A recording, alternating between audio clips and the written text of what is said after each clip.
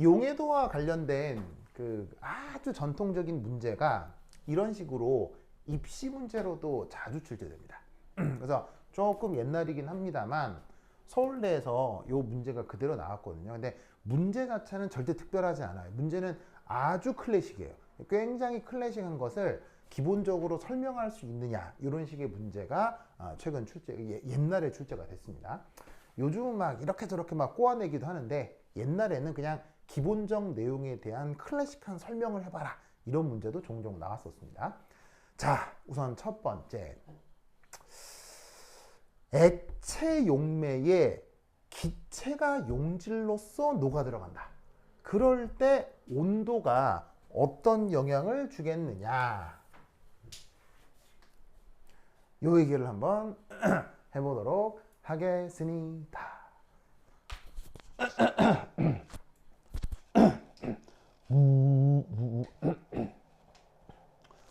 오늘 10시간째여가지고 목이 조금 까랑까랑하네요. 저 어쨌건. 자, 그럼 요거. 그러면 용질이 기체인데 용매가 액체다. 하하, 대표적으로 누구 얘기하는 거겠어요? 우리 주변에 널려 있는 거. 그렇지. 바로 탄산음료예요.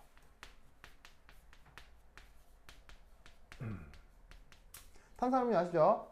그래서 그 설탕물에다가 뭐를 녹이는 거예요? 설탕물에다가 이산화탄소 기체 녹인 거를 우리가 탄산음료라고 하잖아요. 그래서 이제 요 얘기에 대한 생각을 좀 해볼 건데, 우선 첫 번째 1. 기체 분자간 거리는 상대적으로 멀다고 하는 게 좋겠어요? 가깝다고 하는 게 좋겠어요? 기체 분자간 거리는 상대적으로 멀죠.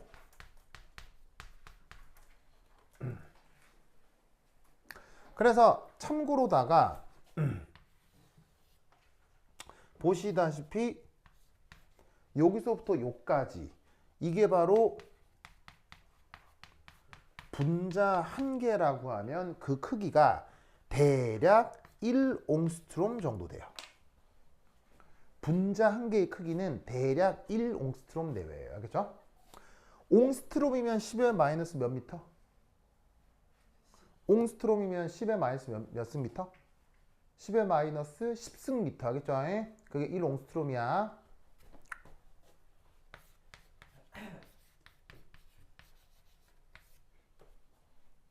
자, 이거에 대해서 예를 들면은 우리 보통 세상, 우리 보통 세상, 그렇죠? 그래서 보통의 지구 대기. 그러니까 대기니까 어떤 기체 얘기하는 거겠어. 질소 기체, 산소 기체 뭐 이런 거 얘기하겠지. 그럴 때 요 분자와 분자 간 요 평균 거리 대략 얼마? 대략 평균적으로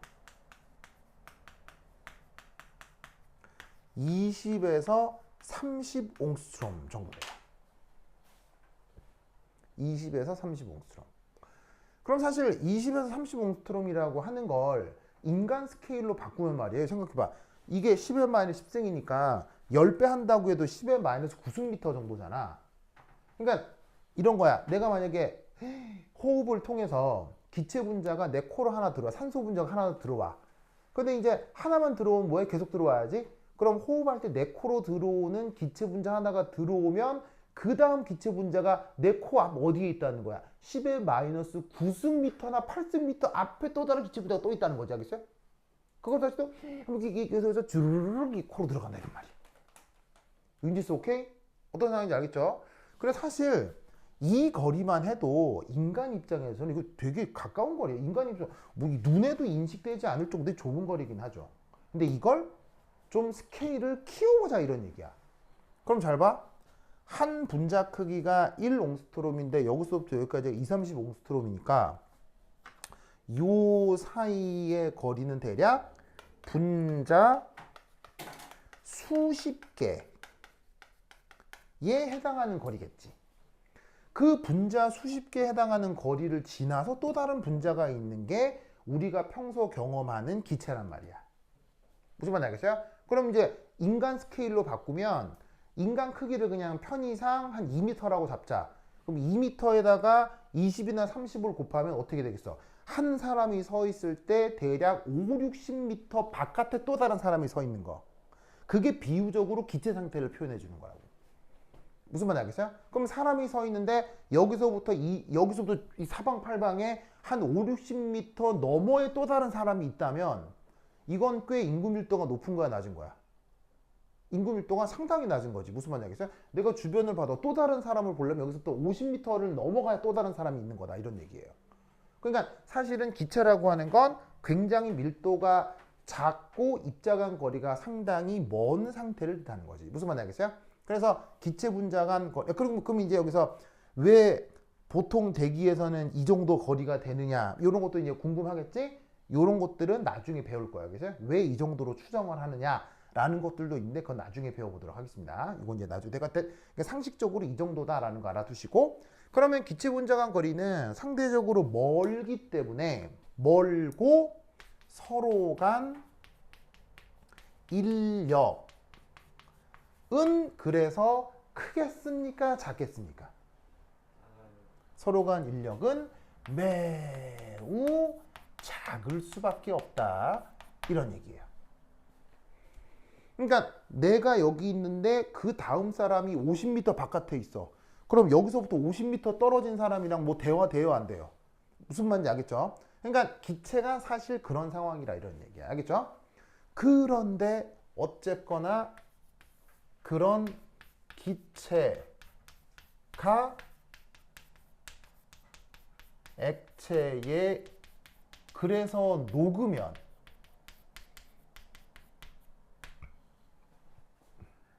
녹아버리게 되면 기체 분자와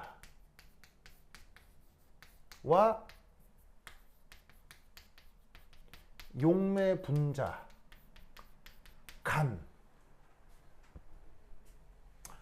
간에는 인력이 어떻게 되겠어? 인력이 앞서보다는 크게 작용할 수밖에 없겠지. 뭔 뜻인지 아시겠어요? 이미 이 기체 분자가 액체에 섞여버리면 그때부터는 입자 간 거리가 먼 거야. 어쨌건 섞였으면 입자 간 거리가 가까워지는 거야. 어쨌건 섞이면 입자 간 거리는 가까워질 수밖에 없다. 이런 말이에요. 무슨 뜻인지 아시겠어요? 그러니까 이 기체 입장에서는 어떤 식의 기체 분자건 액체에 녹아버리면 그 인력이 작았다가 그 인력이 커진다. 이런 말인 거예요. 무슨 뜻인지 아시겠죠? 그러면 이때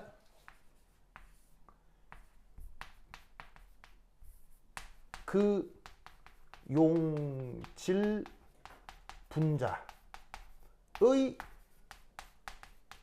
위치 에너지는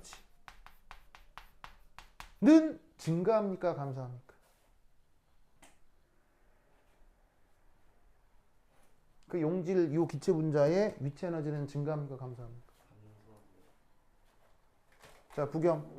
얘가 기체로 있다가 물에 쏙 녹아가지고 주변에 H2O, H2O, H2O 뭐 이렇게 되면 무슨 말 알겠어요? 이런 식으로 수화가 되면 이놈의 위치 에너지는 증가합니까? 감소합니까? 아, 위치 에너지가 감소한다. 위치 에너지가 저기 윤지스 위치 에너지 증가합니까? 감소합니까? 아, 증가합니까? 윤지스 반대. 자, 가빈 위치 에너지 증가합니까? 감소합니까? 위치 에너지 감소? 오, 그럼 3대1. 이야, 진짜. 그럼 3대1이면은 저기 윤지스가 지금 나머지 3명 뚜까 패는 거예요? 오, 이제 윤지스 무서워. 버로 위치 에너지는 감소하죠. 자, 어떻게 이런 거 생각하면 빠르냐면 그냥 일상생활 경험을 예로 드시면 돼요. 그래서 지면이 있죠? 지면에 물체가 낮게 떨어져 있는 놈과 높게 떨어져 있는 이 두 놈을 생각을 해봅시다. 그럼 이 둘 중에 지면하고 인력이 어디가 커요? 이쪽이 인력 크죠? 지면에 가까울수록, 그죠? 그리고 얘는 인력 작죠? 지면에서 멀리 떨어져 있으니까. 이때 위치 에너지는 어디가 커요? 위치 에너지는 이쪽이 크죠? 지면에서 멀리 떨어져 있는 게 위치 에너지가 크잖아요. 위험하잖아요. 지면에서 낮게 떠 있는 게 위치 에너지가 작죠.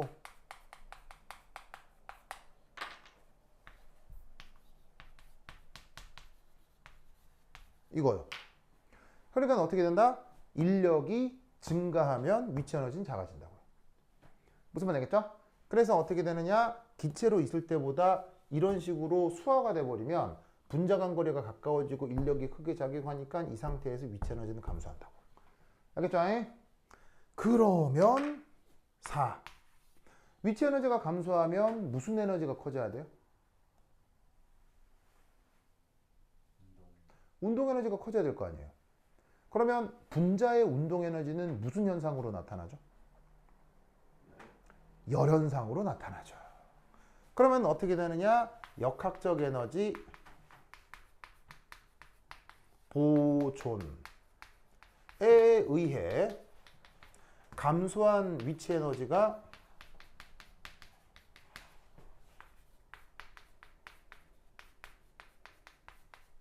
열로 바뀌어가지고 방출되겠죠. 아, 열이 방출한다. 한자말로 발열 과정입니다. 엔탈피 부호로 쓰자면 엔탈피 변화는 음수. 알겠죠? 그래서 어떻게 된다? 기체 용질이 액체 용매에 녹을 때 그때는 무슨 과정이다? 발열후 과정. 무슨 말 알겠죠? 발열후 과정. 좋아. 그러면 여기서 우린 또 어떤 생각을 해볼 수 있느냐? 여기 줄게요. 지운다. 으쌰.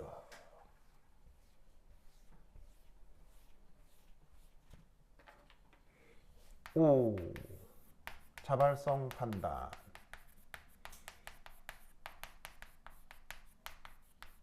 자, 예로 들어 이산화탄소가 기체로 있다가 이산화탄소가 물에 녹아 수용액으로 녹았다. 이때 이 반응의 엔탈피 변화 뭐라고요? 발열. 무슨 말 알겠죠? 발열. 여기 발열. 자, R이라는 첨자는 뭔 뜻이고요? 반응 엔탈피, 리액션. 그래서 이 또한 반응이라고 본다면 이 반응 과정은 발열. 됐습니까? 그러면 이때 발열 반응은 고온 조건에서 자발적이에요? 저온 조건에서 자발적이에요? 발열은 고온에서 자발적이에요? 저온에서 자발적이에요? 버르버르 이 녀석은 저온일수록 어떻게 됩니까? 기체가 녹아들어가는 과정이 잘 일어나는 거죠. 됐어요? 그래서 탄산음료는 뜨겁게 먹어요? 차갑게 먹어요? 그래서 탄산음료는 뜨겁게 먹어요? 차갑게 먹어요? 그래서 차갑게 먹죠. 차갑게 먹어야 이산화탄소가 거기 잘 녹아있을 거 아니에요. 그래야 잘 녹아있으니까 꿀떡꿀떡 먹을 때까지 이산화탄소가 그 액체에 섞여서 내 뱃속까지 꿀 내려갈 거 아니야. 그래서 뱃속에서 뜨거워지면 어떻게 되겠어요? 그러면 다시 두 번째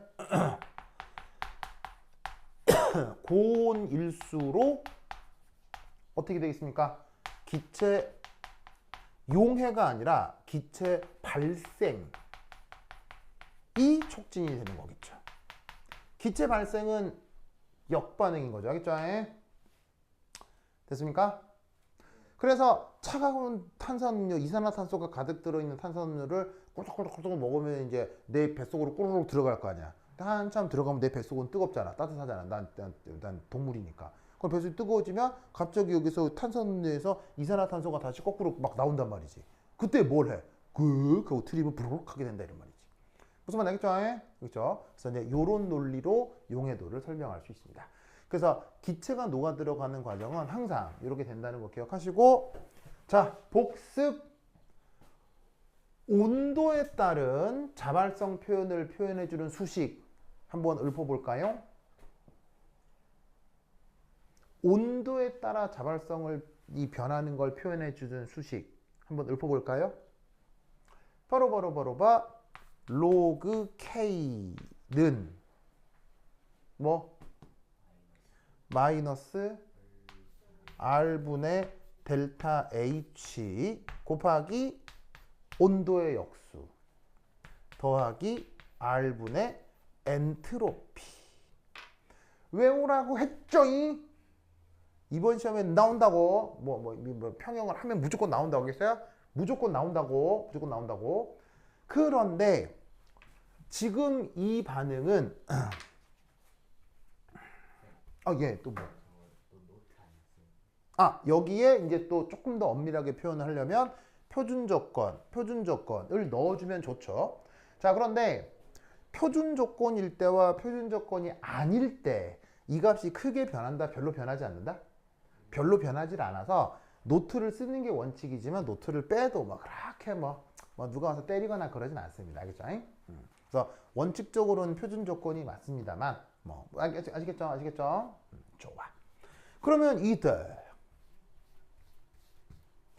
이 반응의 평형상수는 어떻게 쓰면 되느냐? 자, 애석하게도 여긴 잘 보시면 여기는 기체고 여기는 수용액이죠. 이럴 경우는 어쩔 수 없이 KC, KP 구분할 필요가 없어요. 구분할 필요가 없고, 기체 같은 경우는 그냥 부분합으로 그 존재를 표현하시면 되고요.